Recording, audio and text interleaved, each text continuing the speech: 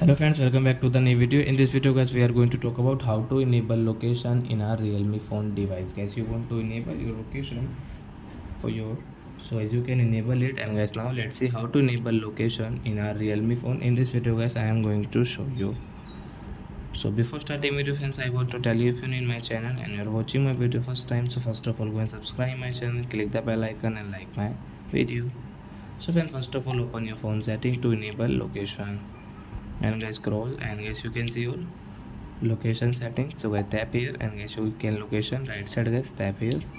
Guys your location will enable in your Realme phone. So I hope friends you have understood how to enable location in Realme phone device. So that's it guys, thanks for watching. Now we will meet on next video with new topic. Before going guys, please go and like my video, subscribe my channel. Bye bye friends, thanks for watching. Bye.